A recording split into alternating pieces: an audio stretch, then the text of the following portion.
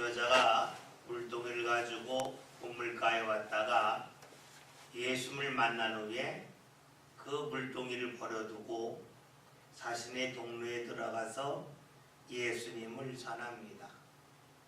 예수님을 전할 때에 이 여자는 자신이 예수님에게 들은 말씀에 관하여 이야기하지 않습니다. 예수님이 내가 행한 것을 알고 계시다 하는 것을 전합니다. 다시 말하면 예수님께서 내가 과거에 남편이 5명 있었다는 것을 아신다는 것을 전합니다. 이 여자는 우리가 몇 주 전에 말씀 보았던 것처럼 자신이 다른 사람들과 예수님 사이에 징검다리가 되려고 합니다. 나를 밟고서라도 사람들이 예수님을 믿으면 좋겠다 하는 겁니다. 내가 예수님 만나서 이런 은혜 받았다, 이런 말씀 들었다 말하지 않습니다. 여러분, 우리가 신앙생활하면서 내가 은혜 받는 것들이 있습니다. 은혜라고 하는 것은 내가 볼 때는 되게 크게 보이는데 다른 사람들이 볼 때는 아주 작게 보일 때가 많이 있습니다. 마치 내가 몸이 아플 때의 내 아픔은 그 어떠한 아픔보다 크게 느껴지고 다른 사람의 아픔은 별거 아닌 것처럼 느껴지지 않습니까? 기쁨도 마찬가지죠. 내 삶 가운데 있는 기쁨은 작은 기쁨도 아주 크게 느껴지지만 다른 사람의 기쁨은 크게 다가오지가 않습니다. 그래서 우리가 누군가 기쁜 일이 있을 때에 정말로 함께 기뻐하는 것은 어렵습니다. 왜냐하면 다른 사람의 기쁨은 내게 작게 보이기 때문입니다. 이것을 신앙적으로 볼까요? 누군가 신앙 때문에 크게 기쁩니다. 그 기쁨은 나에게 작게 다가와요. 그래서 우리가 간증이라고 하는 것이 유용하기도 하지만 때로는 사람들이 마음을 다룰 수도 있습니다. 별거 아닌데 왜 저러나, 내가 볼 때는 별거 아닌데 왜 저렇게 흥분하지 하면서 사람들이 마음을 다룰 수도 있고 또 때로는 그것을 전혀 들으려고 하지 않을 수가 있습니다. 다시 말하면 은혜를 받는 것, 말씀을 깨닫는 것은 매우 주관적이다 하는 겁니다. 객관적이라고 하는 것은 다른 사람이 볼 때도 이해할 수 있고 기뻐할 수 있는 거지만 주관적이라고 하는 것은 내가 보는 것이기 때문에 나한테는 크지만 다른 사람에게는 아주 작을 수도 있습니다. 은혜라고 하는 것이 나에게는 정말로 꼭 필요한 거였기 때문에 이것이 너무나 귀하지만 어떤 사람에게는 그런 은혜가 내 삶 가운데도 별거 아닌데 할 수도 있겠죠. 그럼 은혜가 작게 보일 수도 있습니다. 중요한 것은 이 여자가 그렇기 때문에 자신을 간증하지 않았다는 데 있습니다. 무엇을 말했냐면 자신이 희생하면서 예수님이 나에 대해 다 알고 계시다, 내가 과거에 남편이 5 있었음을 알고 계시다, 이런 것을 전합니다. 즉 자신을 내세우지 않고 자신이 징검다리가 되려고 하죠. 오늘 새벽기도 시간에 우리가 말씀 보았던 거 기억나십니까? 마태복음 17장에서 예수님과 함께 제자들이 높은 산에 올라갔을 때에 예수님이 그 자리에서 모습이 변화되고 모세와 엘리야와 이야기하는 것을 보면서 베드로 고백하죠. 제가 초막새들을 짓겠습니다. 하나는 주를 위하여, 또 하나는 모세를 위하여, 하나는 엘리야를 위하여 짓겠습니다. 그가 놀라운 은혜를 경험한 다음에 한 일이 뭡니까? 나를 위하여 무언가 하라고 하지 않았다는 데 있습니다. 또 하나는 그 일을 할 때에 연장이 없죠. 초막을 지을 만한 도구 하나도 없어요. 그런 대로 짓겠다는 겁니다. 무엇을 말하냐면 은혜 받았을 때에는 내가 가지고 있는 도구, 즉 물질이 얼마나 있냐, 나에게 얼마나 많은 건강이 있는가, 나에게 얼마나 많은 세상적인 지식이 있는가, 이것을 앞세우지 않는다는 겁니다. 왜냐하면 하나님이 나를 받으신 것은, 내게 은혜 주신 것은 내가 돈이 있어서, 내가 배운 것이 많아서, 또 내가 다른 사람들보다 건강해서 내게 은혜 주신 것이 아니라는 겁니다. 하나님의 은혜는 내가 건강하지 않아도, 소유한 것이 적어도, 배움이 짧아도 하나님은 나에게 은혜를 주셔요. 그렇기 때문에 내가 그 은혜에 보답하면서 헌신할 때에는 도구가 없어도, 연장이 없어도 할 일이 있다는 것이에요. 우리가 정말로 은혜의 사람인지 아닌지를 언제 아냐면 잃어버렸을 때 알아요. 내가 소유한 것이 사라졌을 때에 나는 소유한 것이 없으니까 난 할 일이 없다 하는 사람이 있고요. 소유한 것이 사라졌을 때에 그러면 내가 이거 하면 되겠죠 하면서 내가 할 일을 찾는 사람이 있습니다. 여러분들도 아마 그런 경험이 있을 거예요. 간혹 가다가 오른손잡이인데 오른손이 다칠 때가 있죠. 그러면 어떡합니까? 내가 숟가락을 들지 못하죠. 밥 안 먹습니까? 왼손은 먹죠. 나는 오른손잡이인데 나는 오른손이 다치면 밥 안 먹어. 나는 오른손 날 때까지 밥 절대 안 먹어. 안 그러죠? 오른손잡이인데 오른손 다쳤어요. 못 써요. 왼손은 밥 먹죠. 우리가 어떡합니까? 세상살이 할 때는 내가 소유한 걸 잃어버리면 다른 것을 통해서 해요. 그래서 참 희한하게도 믿음의 일을 할 때에는 내가 건강이 없으면 할 일이 없다. 내가 물질이 없어지면 할 일이 없다. 라고 스스로 결정하고 판단할 때가 많습니다. 왜 그럴까요? 먹을 때에는 꼭 해야 된다는 마음이 있고, 주님 앞에 나올 때는 꼭 나와야 된다는 마음이 없어서 그런 거겠죠. 다시 말하면 내가 정말로 주를 끝까지 붙잡는지 안 붙잡는지 어떻게 합니까? 잃어버리면 아는 거예요. 그렇다면 우리가 맨 마지막 내 생명을 잃어버리는 그 순간에 주를 붙잡을지 안 붙잡을지 어떻게 알아요? 세상에서 다른 거 잃어버렸을 때 보면 알겠죠. 내가 건강 잃어버렸어요? 목숨 잃어버린 거 아니에요. 내 물질이 예전보다 줄었어요? 그 목숨 잃어버린 것보다 작아요. 그런데 내가 건강을 잃어버려서, 내가 물질을 잃어버려서, 내가 무언가 의지했던 것이 없어져서 나 주님 앞에 나올 수 없다. 그렇다면 그 사람이 과연 죽을 때에 예수 붙잡을 수 있을까? 우리는 의구심을 가질 수밖에 없겠죠. 여러분 잊지 맙시다. 높은 산에서 초막 찍을 때에 베드로가 이 삽이 없어서 못하겠어요. 여기 호미가 없네요. 여기에 말뚝박을 만한 나무가 없네요. 그러니까 내가 초막 짓고자 하는 마음은 있지만 질 수 없겠네요. 라고 말하지 않았다는 것이에요. 다시 말하면 내가 하나님의 은혜의 사람이 되고 하나님에 대하여 내 삶을 내어 맡길 때에는 소유와 관계없이, 내 모습과 관계없이 주를 의지하고 주님 앞에 나아가며 헌신하는 겁니다. 그래서 우리 믿음의 성도들이 그런 훈련을 끊임없이 했으면 좋겠습니다. 때로는 내가 그 훈련에서 넘어질 수도 있고 그 훈련을 통과하지 못할 수도 있어요. 그러나 잊지 맙시다. 주님은 계속해서 우리에게 그런 기회를 주시고 그런 훈련을 하신다는 거죠. 우리가 요한복음 21장을 보면 예수님께서 베드로가 예수님의 부활을 경험한 후에 그가 디베라 바다로 가지 않습니까?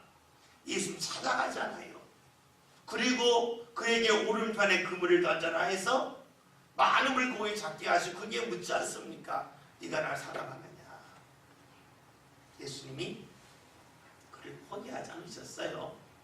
끝까지 그를 향하여 믿음의 사람으로 서기를 원하셔서 다가가셨고 질문을 하셨죠. 오늘 우리들이 신앙생활 할 때에 여러분 반드시 산을 오르다가 계곡으로 내려가는 일이 있습니다. 신앙의 산은 우리가 빌딩을 올라가는 것처럼 계속해서 계단을 타고 올라가는 게 아니라 올라갔다 내려갔다 올라갔다 내려갔다 하는 겁니다. 그런 일이 반복되면서 우리가 야 여기 넘어지면 안 되겠다, 야 여기서 내려가면 안 되겠다, 그런 것이 머리가 아닌 내 삶에 남는 거예요. 그래서 맨 마지막 순간에 야 내가 가진 것이 없고 내가 모든 거 잃어버려도 믿음 가운데 내려가면 안 되지, 믿음으로 올라가야지, 이 훈련을 끊임없이 하는 것이 신앙의 길입니다. 여러분 그렇기 때문에 넘어졌다고 실망할 필요 없습니다. 그러나 내가 왜 넘어졌는지, 내가 넘어짐을 통해서 내가 주를 얼만큼 잊어버렸는지 이것을 생생하게 기억하고 삶 가운데 남기는 것이 중요합니다. 신앙은 늘 건강한 것만 아닙니다. 아플 때 있고 넘어질 때 있어요. 그러나 그것이 반복이 되어지면서 이제 아픔의 자리 또 병들 자리를 내가 알았을 때에 거기에 빠져들지 않고 주를 향하여 올라가는 것이 바로 신앙입니다. 오늘 말씀을 보면 이제 여자의 말을 듣고 많은 사람들이 예수를 믿죠. 여자가 하는 말이 내가 하는 것을 안다 그랬어요. 사람들이 놀라잖아요. 왜냐하면 이 여자가 만약에 자랑스러운 사람, 부러울 만한 사람이 그런 이야기하면 그러겠죠. 또 자기 자랑 안 해 그러겠죠. 그런데 창피하고 부끄러운 것을 숨기지 않고 말하는 모습을 보면서 이 여자의 말에 야 진실하구나, 이 말이 진짜구나 믿을 수 있게 된 건 아니겠습니까? 우리가 똑같은 말을 듣는다 할지라도 그 말의 내용보다 중요한 것이 말을 듣는 분위기입니다. 우리가 음식을 먹을 때에도 어디서 먹냐가 되게 중요하지요. 길거리에서 먹느냐 또 좋은 배경 있는 데서 앉아 먹냐 하는 겁니다. 간혹 가다보면 그 해안가에 커피숍이 있을 때가 있어요. 커피가 특별히 맛이 되게 비싸요. 왜 비쌉니까? 이유는 간단하죠. 좋은 거 보면서 먹으면 기분이 좋으니까 그 비용 내라는 거죠. 커피값이 2,000원이면 때로는 전망비가 3,000원일 때가 있어요. 여러분들이 바닷가에는 콘도가도 마찬가지예요. 바닷가 쪽에 있는 방은 2, 3만 원이 비싸요. 바닷가 반대쪽은 2, 3만 원이 싸요. 시세 똑같아요. 근데 뭐예요? 바다 보는 값이 2, 3만 원이에요. 여러분 똑같은 곳에 가도 사람들이 분위기에 따라서 그 곳의 가치를 달리 매겨요. 그러면 말씀을 들을 때는 어떨까요? 똑같은 말씀을 듣지만 어떤 분위기에서 말씀을 듣느냐에 따라서 그 말씀이 좀 더 가치가 있을 수가 있고 그 말씀의 가치가 떨어질 수 있겠죠. 여러분의 자녀가 결혼을 한다고 생각해 봅시다. 남자가 여자한테 프로포즈 하는데 화장실 앞에 서 있어요. 그 이야기를 자녀가 해요. 그러면 여러분 얼마나 속상하겠어요. 야 너는 어떻게 바뀔래? 너한테 프로포즈를 화장실 앞에서 하냐? 되게 마음이 상하겠죠. 그런데 프로포즈를 하는데 아주 근사한 곳에 가서 좋은 분위기에서 프로포즈 했다는 겁니다. 그러면 야 널 위하나 보다 하면서 여러분의 마음도 즐겁지 않겠습니까? 여러분의 프로포즈 자녀가 그걸 받았다 할 때에 야 그 사람이 어떤 말 했냐? 말의 내용에 관심이 많습니까? 어떤 분위기에서 했냐에 관심이 많을까요? 당연히 말의 내용은 거의 비슷할 거고 어떤 분위기에서 말했냐를 여러분들이 관심 가질 겁니다. 주의 말씀은 안 그럴까요? 우리가 모세가 하나님의 말씀을 받아 시내산에 올라갔어요. 그 시내산에서 주의 말씀을 받은 특징이 뭐냐면 주님이 야 여기에 오르기까지 3일 동안 여자를 가까이 하지 말라. 몸을 깨끗하게 하라. 철저히 준비하게 하셨고 주님을 만나는 그 자리에 때로는 번개가 치고 천둥이 치고 나옵니다. 왜요? 두렵잖아요. 사람들이. 두려운 마음속에 하나님을 만나니까 주의 말씀이 그냥 받아들여지죠. 우리가 잘 알고 있는 엘리야가 호렙산 시내산의 다른 이름이죠. 거기서 주의 말씀을 듣는데 성경이 이렇게 말씀하고 있죠. 엘리야가 하나님의 세미한 음성을 들었다.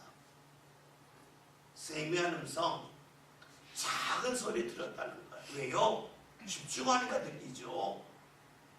내가 생각이 잡다하고 막 시끄러운데 세미한 소리가 안 들리죠.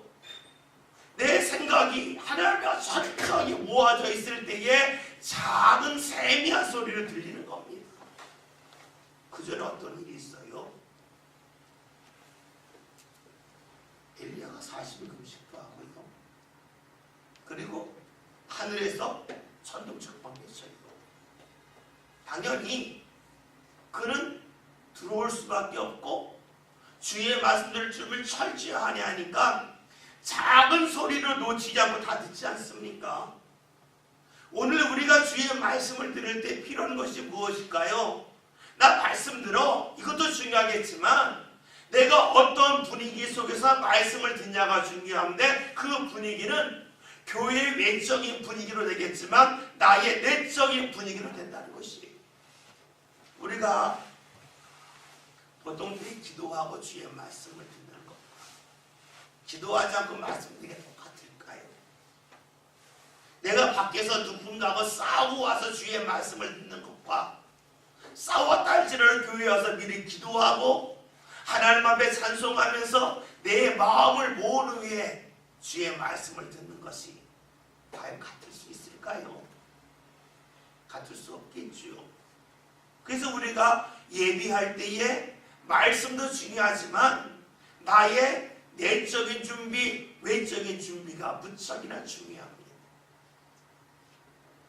교회에 왜 일찍 와서요? 기도로 준비할까요? 물론 직장에 있다 올 때는 어쩔 수 없어요. 그러나 내가 준비할 수 있는 최고의 범위에서 준비하는 게 중요합니다. 예배 시간에 우리가 가급적 왜 옷을 지금 내가 나름대로 차려입고 올까요? 나름대로입니다.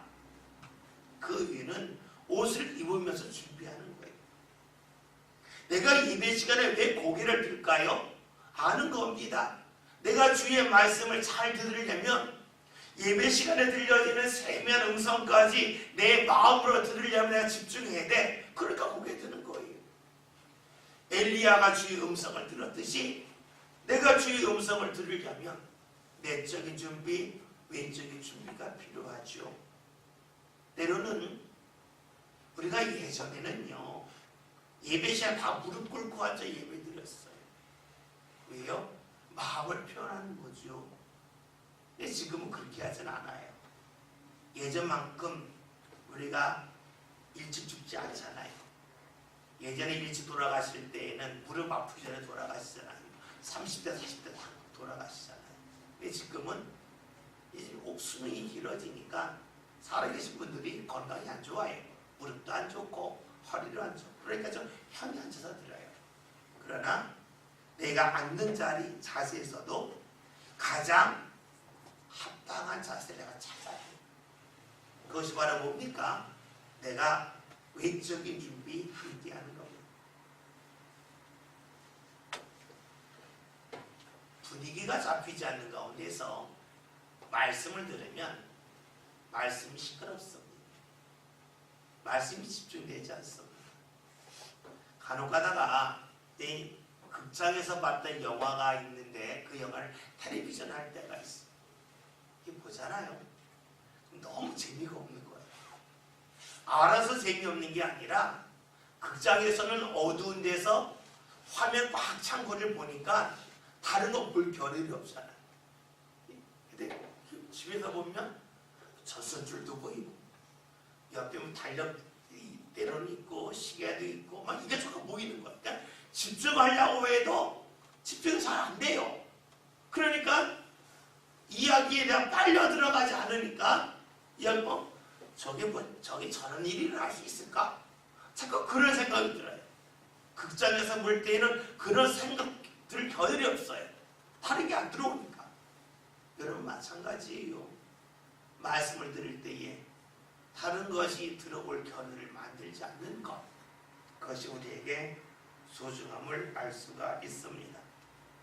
이 여자가 말할 때에 말한 내용도 중요하지만 이 여자가 말할 때의 분위기를 우리가 생각해 볼 필요가 있습니다. 그렇기 때문에 사람들이 말씀을 들었을 것입니다.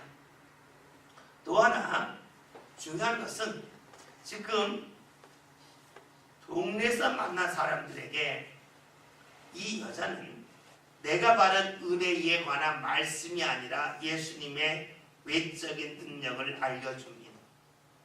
그 능력을 통해서 내가 죽어진 것을 말하는 거예요. 예수님 때문에 내가 부끄러움이 있었지만 그 부끄러움을 내가 말할 수 있게 되었다 하는 것을 알려주고 있죠. 여기서 할 수 있는 것이 있습니다. 예수를 만난 사람의 특징이 무엇일까요? 내가 죽는 것이 두렵지 않다는 겁니다. 나를 자랑한다는 것이 아니라 나의 부끄러움에 대하여서 더 이상 내가 피하려 하지 않고 그 부끄러움을 그대로 받아들이고 나 자신을 주장하지 않는 모습이 자연스럽게 나타난다는 것이요. 왜 그럴까요? 이유는 간단해요. 예수님 죽었잖아요. 예수님 자기를 비웠잖아요.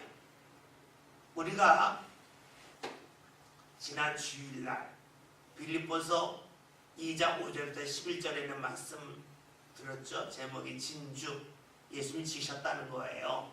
하나님의 말씀에 지셨고 십자가를 지셨고 참된 주님이 되셨다. 말씀 기억날 겁니다. 그 예수님 뭐 하셨습니까? 자기를 비우는 거예요. 자기를 포기하는 거예요. 여러분, 예수님의 자신을 내려놓고 포기하시다 보았더니 예수님을 만나는 사람도 당연히 나를 비우고 나를 포기하는 것이 이루어지죠. 예수님 자신이 자신을 버리지 아니하셨다면 어떻게 예수님을 만난 사람이 나를 버리고 비우겠어요? 마찬가지죠. 오늘 내가 정말로 예수를 만났다는 것이 무엇일까요? 내가 비워지고 내가 버려지는 것이 그다지 어렵지 않은 거예요. 왜요? 주님도 그렇게 하셨는데 뭐가 그렇게 어렵겠냐는 겁니다. 주님이 만약에 그렇게 하지 않았다면 그것은 어려울 것입니다. 우리는 여자를 통해서 예수를 만난 사람이 어떠한 사람인지를 분명히 알 수가 있습니다. 나를 버린다는 겁니다. 이것은 나를 버렸기 때문에 어떤 일이 생겼냐면 다른 사람들의 마음도 똑같이 움직여진 역사가 나타나지요.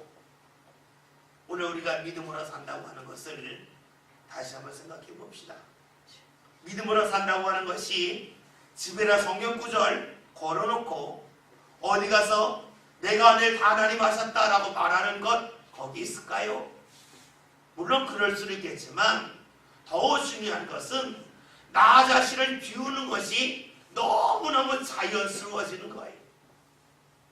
내가 나이가 있는데, 내가 직분이 있는데, 내가 사회적인 지위가 있는데 교회에 와서 쓰레기 하나 줍는 것이 아무렇지도 않은 거예요. 내가 교회에 와서 정말로 세상에서 알아주지 않는 그런 사람들과 같이 밥 먹는 것이 아무렇지도 않은 거예요. 왜요? 내가 죽었는데 그럼 어디에서 오겠어요? 나는 교양이 있니? 나는 배웠니? 나와 수준이 맞니 안 맞니? 이렇게 내가 있는 사람은 함부로 쓰레기 못 주워요. 식사할 때 내 앞에 누가 있나? 아, 이 사람하고는 말이 안 통하겠네. 이 사람하고 앉지 말아야지. 그러지 않아요. 예수를 정말로 믿고 예수를 경험한 사람은 다 내려놓을 수가 있어요. 믿음으로 채워지지 않는 사람의 특징이 있죠. 내 말을 하기를 좋아해요. 내가 살아있어요. 다른 말로 하면 내 자랑을 많이 해요. 내 자랑을 많이 한다는 또 다른 말로 하면 자기 주장이 그만큼 강하다는 것입니다.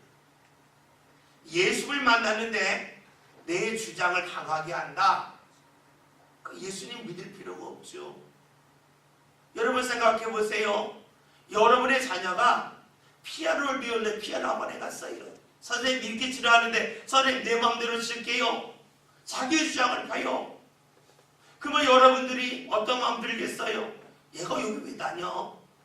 피아노가 가면 선생님 말씀 듣고 그렇게 시키는 대로 해야지. 그렇게 배워야지. 거기에서 자기 주장할 바에야 안 다니는 게 낫지. 돈 아깝다. 다니지 마라. 그러지 않겠어요? 내가 주를 만났다고 하는 것은 주님 앞에서 내 주장이 사라지고 없어질 거가 되겠죠. 내가 주를 만났을 때에 내가 죽으면 주가 삽니다. 이것이 바로 성경에서 말하는 믿음의 사람의 모습입니다. 이런 사람은 주의 은혜가 반복적으로 임합니다. 매우 중요한 말씀입니다. 여러분 주의 은혜가 한 번 임하는 사람은 많습니다. 근데 주의 은혜를 반복적으로 받는 사람은 많지가 않습니다. 그 이유는 무엇이냐면 반복적으로 받는다는 것은 농사를 말하면 농사 씨앗을 뿌리고 추수했죠. 추수하고 또다시 씨앗을 뿌려야죠. 근데 이것이 하나마다 씨앗을 뿌려야만 반복적으로 추수할 수가 있어요. 씨앗을 뿌린다고 하는 것은 씨앗이 땅에 떨어 죽는 거잖아요. 내가 자꾸 죽는 일이 반복적으로 일어날 때에 씨앗을 심은 거가 되고 그 씨앗이 싹이 나고 자라 결실을 맺겠죠. 계속해서 죽으면 죽을수록 계속해서 열매를 맺는 거예요. 사람들이 어느 순간이 되면 내가 죽는 일이 싫어져요. 나를 내세우고 싶어져요. 농사를 말하면 씨앗을 더 안 뿌리려고 그래요. 그러니 곡식을 먹는다 하지라도 햇곡식을 먹지 않고 묵은 곡식 먹겠죠. 냄새나는 곡식 먹겠죠. 건강도 안 좋아지겠죠. 그러니까 은혜를 계속해서 받는 그 일을 하려면 날마다 심어야 돼요. 그것은 바로 내가 죽는 일이에요. 나를 주장하지 않는 일이에요. 그것은 말이 없다가 하는 것이 아니라 자꾸 주님을 만나고 주의 뜻이 무엇인지 묻고 주의 뜻을 알았을 때에 나를 자꾸 내려놓는 사람이 될 때 비로소 우리는 계속해서 반복적으로 은혜를 받을 수가 있어요. 간혹 가다가 은혜 받았다고 말하는데 20년 전, 30년 전 이야기하시는 분이 있습니다. 예, 이야기할 수 있어요. 그것이 다른 사람에게 감동을 주기 때문에 이야기할 수 있어요. 그런데 거기서 멈춘다면 곤란하겠죠. 내가 오늘 받은 은혜, 오래 받은 은혜가 있어야죠. 누차 말씀드리면서도 강력한 은혜는 일생 동안에 몇 번 임하지 않습니다. 대부분 작은 은혜입니다. 그 은혜를 볼 수 있는 눈이 필요하죠. 그것은 누가 봅니까? 아까 엘리야가 호렙산에 가서 세미한 음성을 들었다. 이 말씀처럼 내가 주님과 관계 속에서 충분히 준비되어 있을 때에 작은 음성을 들었던 엘리야처럼 작은 은혜도 하나하나 봅니다. 나무 뿌리를 말하면 굵은 뿌리가 아니라 잔뿌리가 많아지는 겁니다. 그런 신앙이 강력한 신앙이 되겠죠. 40절 말씀을 다 같이 함께 읽겠습니다. 말씀 있습니다.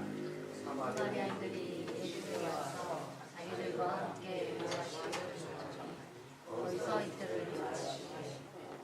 아멘. 말씀을 보면 사람들이 예수님에게 더 유하달라, 유하달라, 함께 있어달라 하는 말씀입니다. 놀라운 것은 지금 이 사마리아 사람들이 예수님에게 이적을 요구하지 않았다는 데 있어요. 예수님에게 그저 함께 해주세요 라고 청하고 있습니다. 이들이 원하는 것은 예수님이 나에게 어떤 이적을 베풀어주면 좋겠다는 데 있지 않고 그저 함께하면 좋겠다, 즉 임마누엘이 이들의 관심이었어요. 신앙의 핵심이 바로 여기 있죠. 주님과 함께하기를 바라는 것입니다. 여러분, 주님이 나와 함께한다고 하는 것은 무엇을 말할까요? 우리가 겨울에 옷을 입을 때에 추우니까 내복도 입고 위에 셔츠나 또는 때로는 세타를 입고 그 위에 점퍼를 입듯이 내 삶 가운데 주님을 그냥 더 입는 것일까요? 물론 그럴 수도 있겠지만 진짜 임마누엘은 내 것을 버리는 겁니다. 애벌레를 생각해 봅시다. 애벌레가 나비가 되려면 어떻게 될까요? 뭘 입어야 될까요? 벗어야 될까요?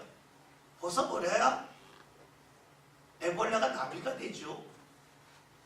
여러분, 신앙의 날개짓을 하려면 무언가 덧입는 게 아니라 무언가 버리는 겁니다. 우리는 죄인이라고 고백하잖아요. 우리 가운데는 죄된 모습을 버릴 때 비로소 우리는 주님 앞에 더욱더 가까이 가는 거 되겠죠. 아브라함을 생각해 봅시다. 아브라함에게 주의 말씀이 임했습니다. 그가 한 일이 무엇입니까? 자기 고향 본토 친척 아비 집을 떠나는 것이었어요. 주님과 함께한다고 하는 것은 무엇을 덧입는 게 아니라 내 삶의 자리에서 내 모습을 벗어버리고 떠나가는 것입니다. 우리가 집을 리모델링 할 때가 있죠. 여러분, 리모델링 할 때 제일 먼저 하는 일이 뭡니까? 뜯어내는 거예요. 지붕 뜯고 벽지 다 뜯어내고 그러는 거죠. 새로워지는 것은 덧입기보다 먼저 뜯어내는 거예요. 먼저 버리는 거예요. 먼저 떠나는 것이에요. 여러분, 우리가 정말로 임마누엘 주님이 함께하길 원할 때 나타나는 현상은 이 여자를 통해 보잖아요. 여자가 어떡합니까? 물통에 버려뒀잖아요. 사람들에게 앞에 가서 나의 부끄러운 과거를 벗어버리려고 과감히 말하지 않습니까? 예수님과 함께 결정한 사마리아인들을 봅시다.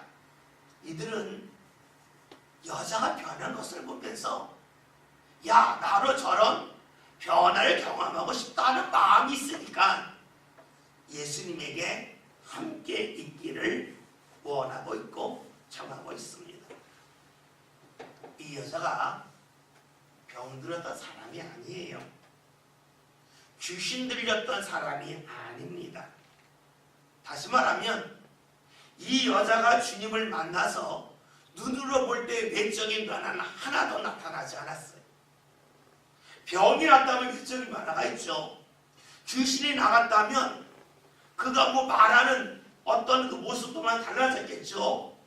근데 이 여자는 그런 외적인 변화 하나도 경험하지 않았어요.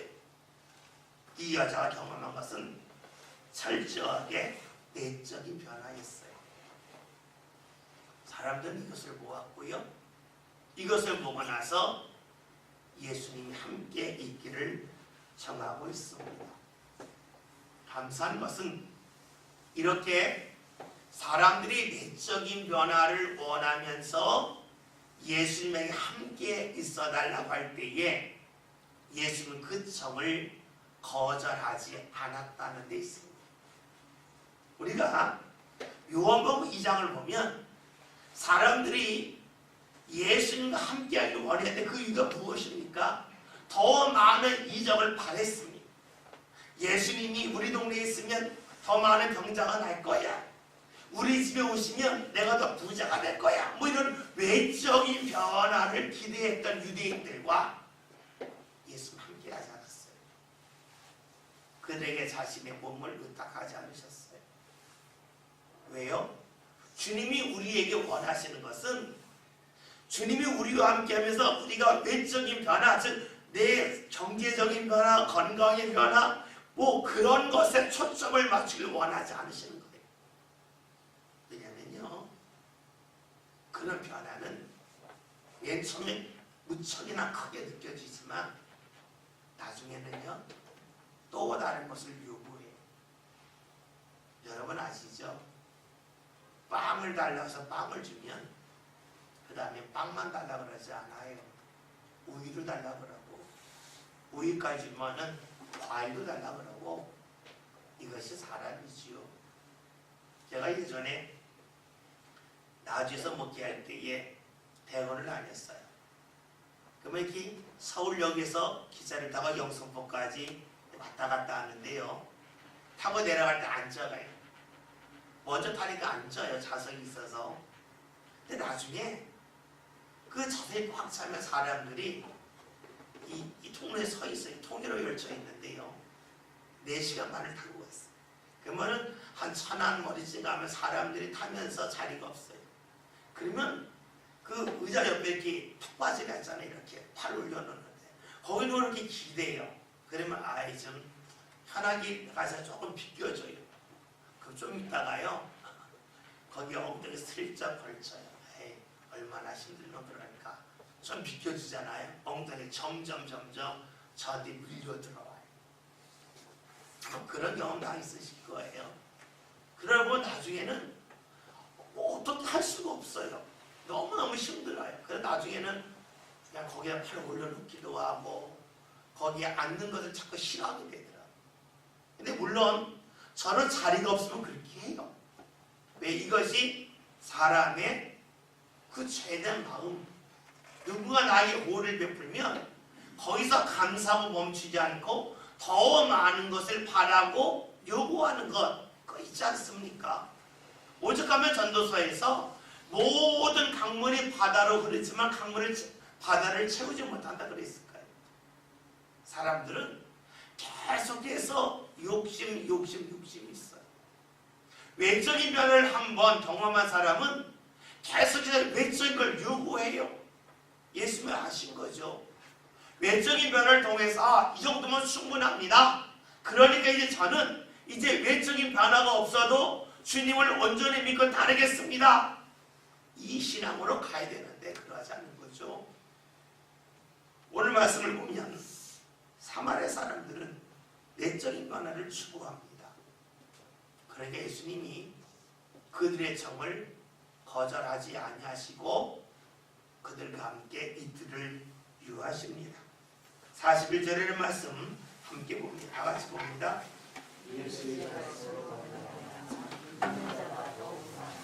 아멘. 예수님이 이들을 유하시면서 말씀을 전하시죠. 말씀을 전할 때 일어난 현상이 무엇이었냐면 믿는 자가 더욱더 많아졌다는 겁니다. 또다시 주목할 것은 이적을 행했다는 말씀이 없다는 데 있습니다.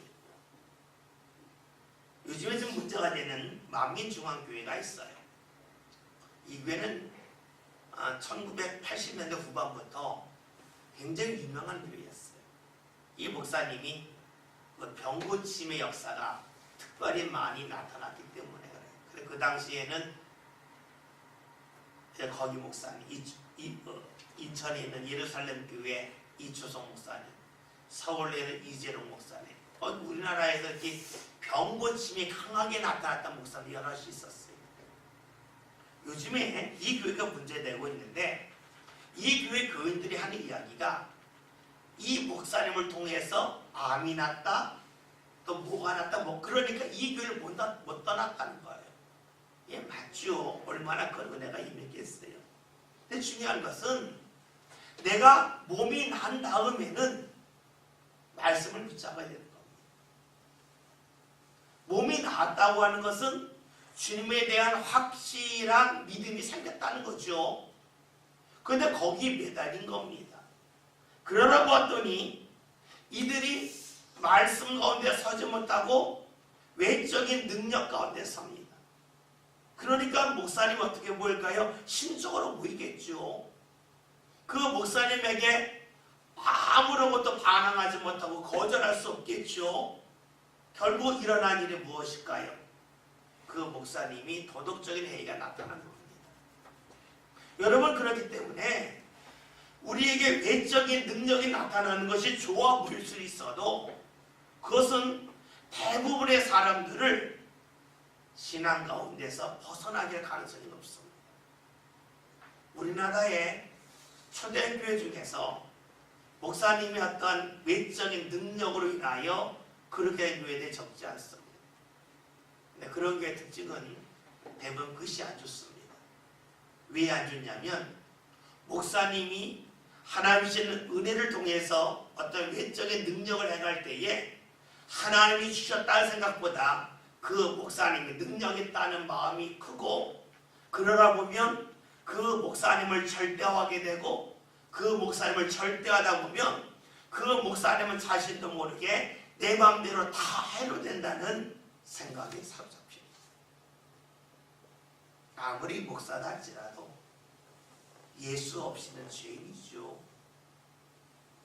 예수님이 우리 죄를 가르쳐서 죄가 없는 것이지 죄가 없어서 의인이 된 건 아니에요. 이걸 놓친다는 거죠. 오늘 우리에게 중요한 것이 무엇일까요? 오늘 말씀에요, 사람들이 예수님의 말씀을 통해서 더욱더 믿음이 생겼다는 것입니다. 여기서 우리가 기억해야 될 것은, 믿는 자가 많아졌다고 하는 것은 맨 처음에는 말씀을 전할 때에 믿지 않았지만 말씀을 전하는 것이 반복되어지면서 믿는 사람이 생겼다는 것이죠. 다른 말로 하면 말씀을 듣고 일찍 믿는 사람이 있고 말씀을 듣고 천천히 믿는 사람도 있다는 것이에요. 교회를 다니지만 말씀 듣고 예배를 드리면서 빨리 믿음 갖는 사람도 있고 천천히 믿음이 생기는 사람도 있다는 것이에요. 이것을 우리가 부인할 필요도 없고 부정할 필요도 없어요. 그러기에 우리에게 필요한 것이 무엇입니까? 아직까지 믿음 가운데 서지 못한 사람을 위하여 기도하는 거예요. 왜요? 차츰 말씀을 듣고 믿는 자가 많아졌다는 것은 시간이 지나고 나서 믿는 사람이 생겼다는 거죠. 그러면 지금 이 시대에도 같이 예배하지만 같이 말씀 듣지만 빨리 믿는 사람이 있고 천천히 믿는 사람이 있겠죠. 그래서 우리에게 기도할 필요가 있습니다. 그런데 우리가 한 가지 생각해 볼 것은, 예수님이 말씀을 전하면서 말씀을 믿는 사람이 많아진 그 자리가 사마리아라는 겁니다. 예루살렘에서는 그런 일이 나타나지 않았어요. 왜냐하면 예루살렘 사람들은 내가 예수보다 많이 배웠고 내가 믿음 가운데 똑바로 섰다 스스로 자만하기 때문이죠. 반면에 갈릴리 사람들은 예수를 보면서 목수의 아들 아니야? 천한 집자녀 아니야? 예수를 안다고 생각했죠. 편견에 사로잡혀 있었고 자신들이 우월하다고 생각했어요. 그러니까 말씀을 들으면서 믿음의 사람이 생기지 않는 겁니다. 그렇다면 우리는 여기서 알 수 있는 것이 있어요. 내가 우월하는 생각을 내려놓아야만 말씀을 믿을 수 있다는 것이고, 내가 편견을 버려야만 내가 주의 말씀에 향하여 나아갈 수 있다는 것이지요. 내가 가지고 있는 생각을 계속해서 주장하고 나는 가진 것이 있고 나는 배운 것이 많고 나는 사회적인 지위가 있다고 해서 여기에 우월감에 사로잡힌다면 예루살렘 사람들이 주의 말씀을 들을 수 없었던 것처럼 우리 역시 그러할 수가 있습니다. 철저하게 우월감과 열등감, 때로는 편견을 내려놓을 때 비로소 우리는 주의 말씀의 자리에 설 수가 있음을 봅니다. 42절 다 같이 함께 봅니다. 말씀 봅니다. 그리고 여자에게 말하되 이제 우리가 받는 것은 이는 우리가 자신이 없고 그가 참으로 세상에 아멘. 여러분, 말씀을 듣고 믿는 사람이 하는 이야기가 이 말을 듣고 믿는 것이 아니라 예수님의 말씀을 듣고 믿었다라고 말합니다. 여러분, 진정한 믿음이 어디 있을까요? 말씀을 통하여 알 수 있듯이 예수의 말씀을 들을 때입니다. 우리가 이것을 우리 한번 적용해 볼까요? 우리에게 적용하면 사마리아 여자는 오늘날의 목회자라고 볼 수가 있겠죠. 내가 예수 만났어. 예수에 대해 전하는 거죠. 그리고 교인들은 뭐예요? 그 이야기를 듣고 주의 말씀을 듣는 겁니다. 이것은 무척이나 중요해요. 왜 중요하냐면 우리가 말씀을 듣는 것도 중요하지만 말씀을 듣고 이 말씀을 붙잡고 기도하는 가운데 그 말씀이 내 삶 가운데 새겨지고 다져지는 일이 필요하기 때문에 그렇습니다. 만약에 말씀만 들었다. 나는 성경 공부 많이 했어. 나는 말씀을 많이 지식을 알고 있어. 이렇다면 사마리아 여자의 말만 들은 것 같아요. 왜? 목사는 예수가 아니잖아요. 오늘 말씀대로 하면 목사는 사마리아 여자는 될 수 있어도 예수는 될 수가 없는 거예요. 그렇다면 우리에게 필요한 것이 무엇입니까? 말씀을 듣고 우리가 그 말씀을 붙잡고 기도하는 일, 그 일이 우리에게 절대적으로 필요하다는 거예요. 사람들이 말했잖아요. 우리가 믿은 것은 네 말 때문이 아니라 예수의 말을 직접 들었기 때문이다. 여러분, 말씀을 들었어요? 그것이 내 삶 가운데 주의 감동으로 다가오려면 성령께서 나와 함께 하셔야 되고 성령께서 함께하기 위하여 우리에게 철저하게 기도하는 일이 필요합니다. 오늘날 교회에서 우리가 직접 귀로 주의 말씀 듣는 일은 거의 없을 겁니다. 그러나 말씀을 듣고 기도함을 통해서 성령께서 이 말씀을 내 삶 가운데 새겨주시는 그 역사를 사모할 필요가 있습니다. 성경에서 지금 이 말씀을 기록한 이유가 무엇일까요? 이 여자가 잘났다고 하는 업적주의에 빠져서는 아니됨을 알려주고 있겠지요. 이것을 다른 말로 하면 말씀을 전하는 목회자나 그 당시의 사도들도 내가 뭐 했다고 자랑하면 안 된다고 하는 것을 우리에게 알려주고 있을 것입니다. 중요한 것은 여자가 다른 사람들이 예수의 말씀을 듣게 하는 계기는 될 수 있어도 예수님은 아니라는 것입니다. 오늘 우리에게도 그런 것이 필요하겠죠. 우리 여기서 한 가지 말씀을 전하는 이들에 대해 생각해 볼 필요가 있어요. 말씀을 전하는 이들은 주의 말씀을 잘 들을 수 있도록 설명하는 일이 필요한 겁니다. 생각해 봅시다. 여러분이 산에 올라갑니다. 산에 올라갈 때에 어떤 분은 저기 입구에요. 쭉 따라 올라가면 산 정상에 올라갑니다. 라고 말할 수도 있겠죠. 또 어떤 분이 이야기할 겁니다. 산 타고 쭉 올라가다 보면 어느 지점에 급경사가 있어요. 거기서 조심해야 돼요. 거기는 때로는 돌이 막 굴러와요. 한번 살펴보고 올라가세요. 말해주겠죠. 여러분, 어떤 사람이 설명을 해줘야 그 산에 잘 오를 수 있겠습니까?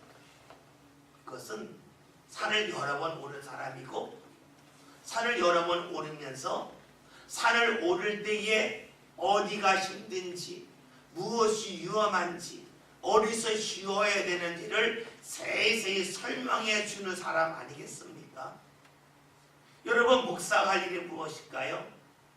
바로 산에 오르는 사람들에게 세세히 설명해 준 것처럼 이럴 때 넘어지기 쉽고 이럴 때 달려가야 되고 이럴 때 무엇을 피해가야 되고 세상에게 설명해 주는 일이 필요하겠지요.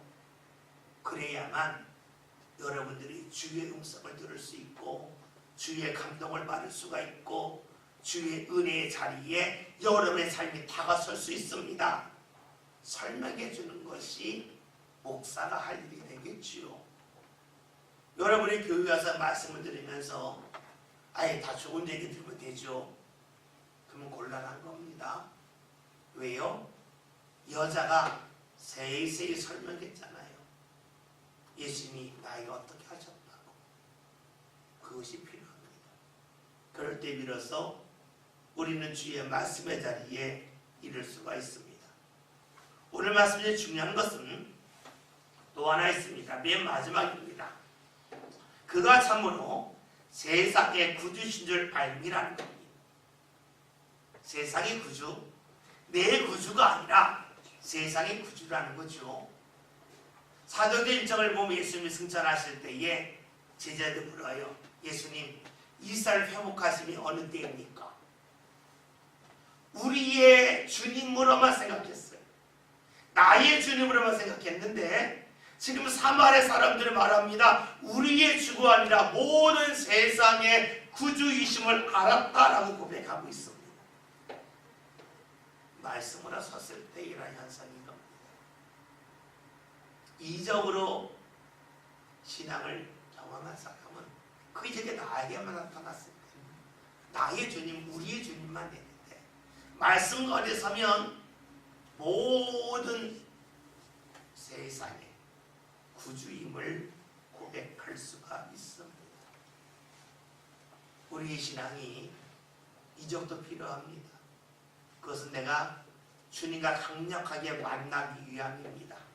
그러나 그 만남이 내 삶 안에 깊이 자리를 잡으려면 마치 나무에 굵은 뿌리만이 아니라 산뿌리가 많이 뻗어야 그 나무가 튼튼하고 바람에 쓰러지지 않듯이 우리가 말씀으로 주를 여기저기서 만날 때 비로소 우리의 신앙은 튼튼한 신앙, 건강한 신앙이 될 수가 있습니다. 사마리아에서 주님을 이틀 더 여길 원했습니다. 이적을 보지 않았습니다. 내적 변화를 원했기 때문이죠. 그럴 때 주님께서 그들의 청을 들어주셨고 주님의 말씀을 전함을 통해서 처음에는 믿지 않던 사람들도 나중에 믿는 역사가 나타났죠. 그리고 이들이 하는 고백이 무엇이었습니까? 당신 때문이 아니라 사마리아 여인 때문이 아니라 예수 때문에 그 말씀을 들을 때 우리 믿는다 그렇죠. 신앙은 주의 말씀을 들을 때입니다.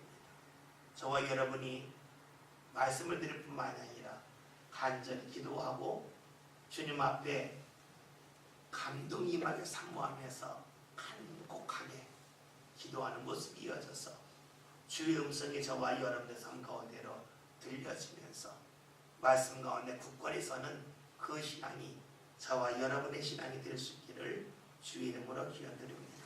기도합니다.